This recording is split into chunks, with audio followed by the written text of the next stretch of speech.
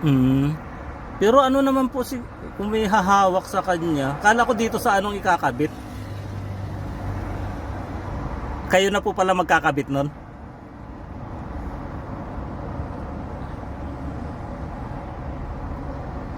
Mm. Mukhang mabait naman si ano. Ano Brownie, tahimik na nga siya eh. Panay na rin ang Brownie.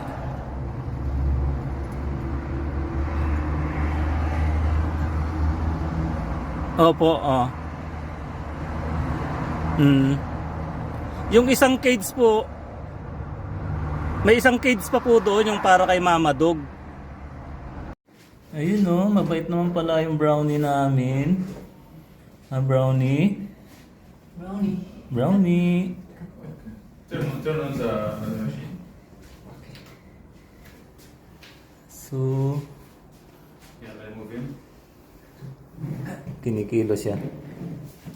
Mabait naman pala siya. 12 kg? Tail, make tail, tail, Sir? tail, zero. Again. No, no, no, no. Hello, Brownie. Okay. No, he's on the side.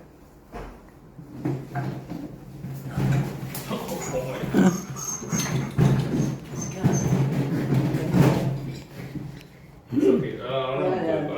Yeah, 12. Yeah. 12 kg po siya. Yeah,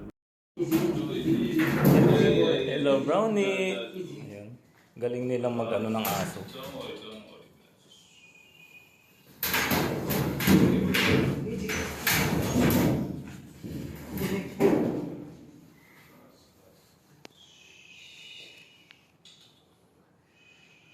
Ay, thanks God. Giging maayos na si Brownie.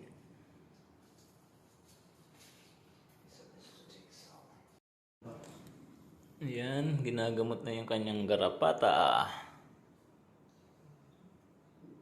Bait-bait naman pala ng Brownie namin eh. Mamimiss ko tong aso na to. Pinahirap-hirapan ako doon pero pagdating dito naging behave siya.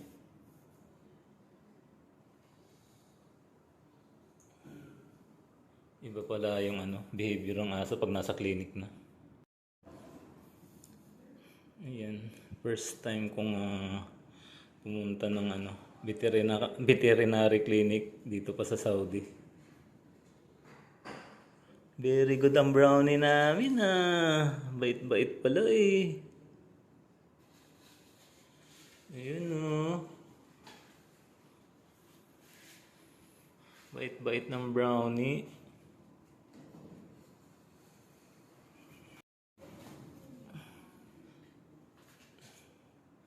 So ayan, mapapabuti na po si Brownie kasi na-check up na siya. At ang bait-bait po niya. Inisprayan nila yung kanyang mga kuto. At grabe nung paglabas ayun, grabe yung ihi niya.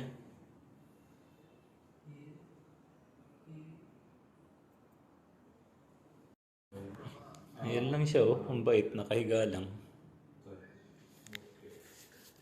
Hello, Brownie.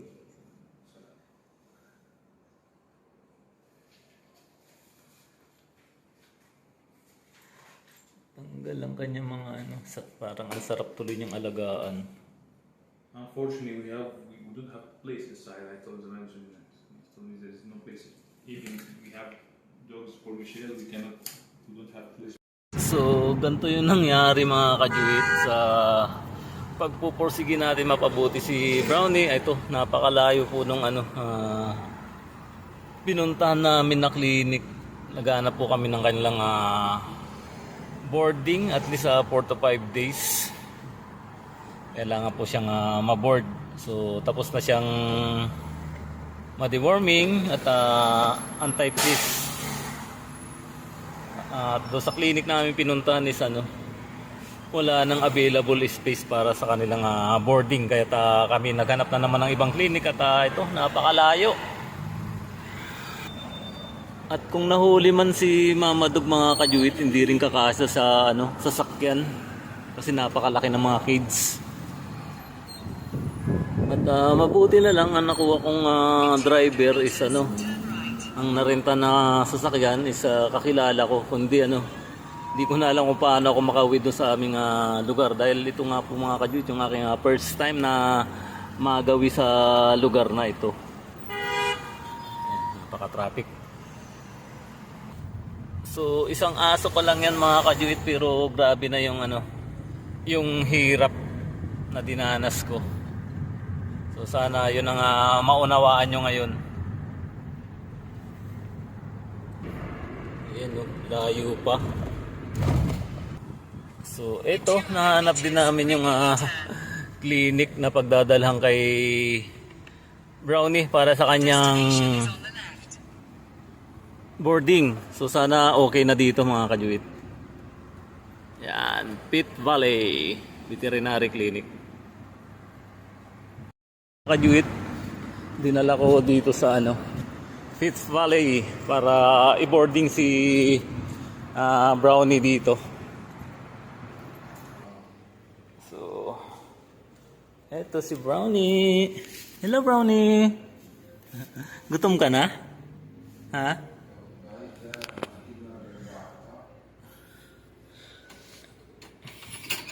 Hello Brownie.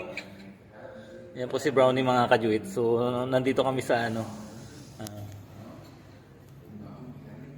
Pitt Valley Clinic, Veterinary Clinic.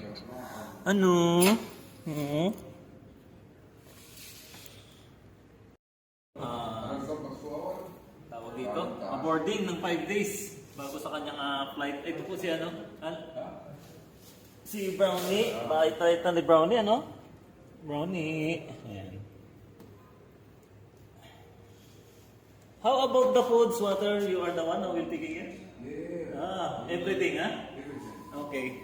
So, everything sila na po yung sa food, sa pag-aalaga. At sana bumait pa si Brownie dito, mga kajuit. Sila nang bahala kay Brownie bago siya tuluyang makuha at madala sa Pilipinas. Ayan mga kajuit, dati pinahirapan ako ngayon, napakabait na po ni Brownie. Brownie? Napakabihib na po ni Brownie mga kajuit.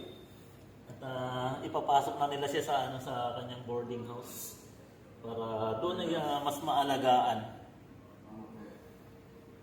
Sila na yung magpapakain, magpapainom at magpapaligo sa kanya. So, sana patuloy nyo pa rin po mga kajuit suportahan dahil napakalaki na po ng aming nagastos kay Brownie pagpunta pa lang sa sa clinic. So itong boarding niya is umabot ng 400 real. Ang 400 real po is 6,000 po sa 5 days sa kanyang boarding lang po. So ganun po. Tapos yung pamasahe ko pa siguro 200. So sama-sama po natin tulungan si Brownie hanggang sa makarating sa Pilipinas. At ako nga parang gusto ko na siyang alagaan. Ang bait niya na po. Kanina naiyak ako doon sa kabilang clinic. So ito yung update natin mga kajuit kay Brownie. Ito na mga kajuit, dadalhin na si Brownie sa kanyang boarding. At thank you sa pag-accommodate sa amin dito. Napakabait po nung si Kimtor? Ayan. Napakabait po nung nakakausap. Dapat pala dito na namin dinala kaagad. Ayan. Tingnan natin yung kanilang facilities. Ito. Dito.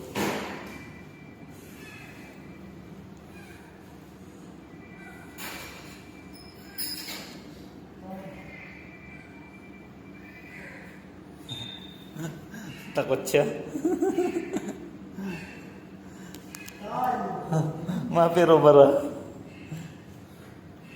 Takot siyang hawakan mga kajuit, di gaya doon sa kabilang clinic na talaga nahawakan.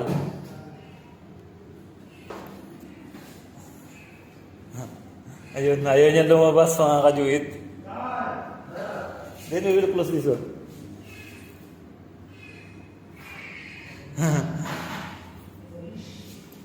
Hindi marunong ano to, hindi gaya doon sa kabila na ang gagaling humawak. Ayaw lumabas mga kajuit.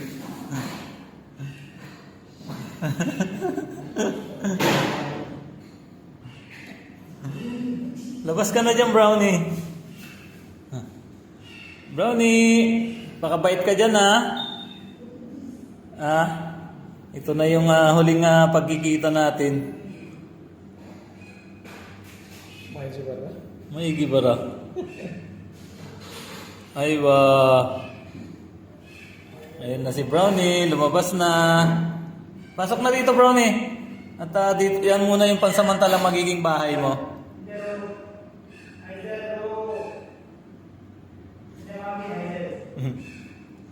Pasok na, Brownie. Okay.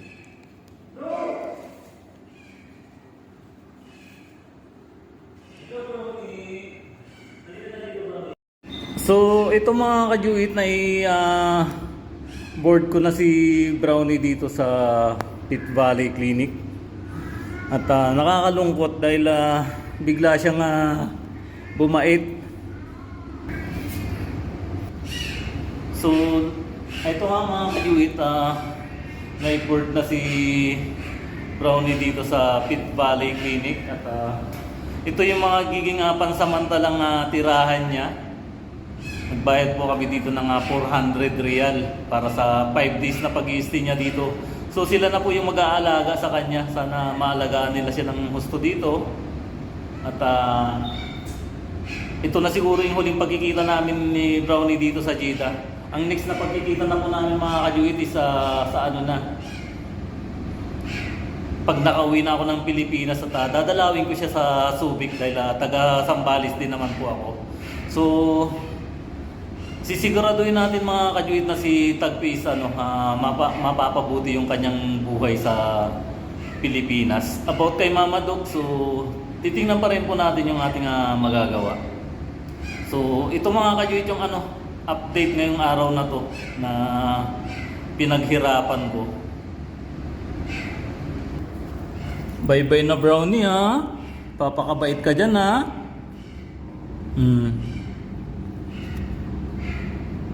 Ingat ka sa Pilipinas ano.